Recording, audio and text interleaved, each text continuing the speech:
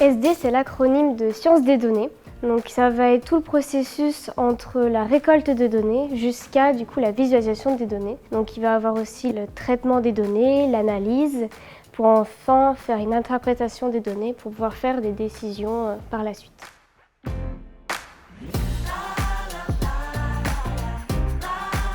Ce qui est intéressant avec la formation BUT SD, c'est qu'elle est hyper professionnalisante.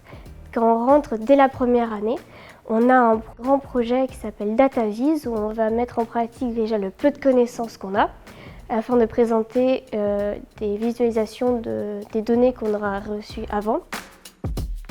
L'année dernière, le client INSEAC, l'Institut national supérieur de l'éducation artistique et culturelle, nous a demandé à mon équipe et moi d'interpréter les copies de bac de philosophie 2022 sur le sujet « L'art transforme-t-il le monde ?»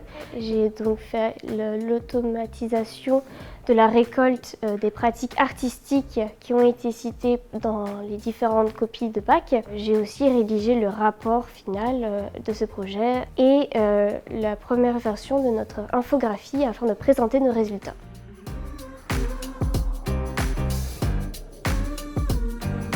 J'ai découvert le langage SQL lorsque j'étais en terminale et j'ai vraiment adoré. C'est pour ça que j'ai choisi cette formation.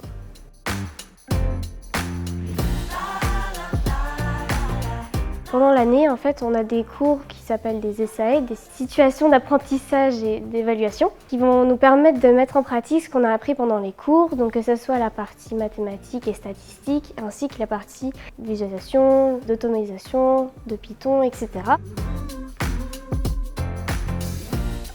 Moi, j'ai toujours été passionnée par l'histoire. Je sais que je serais capable de pouvoir faire une récolte des données dans des fouilles, par exemple, et faire des statistiques, par exemple, sur où pourraient se trouver d'autres découvertes ou des prévisions sur s'il y en a plus à un endroit, plus à d'autres.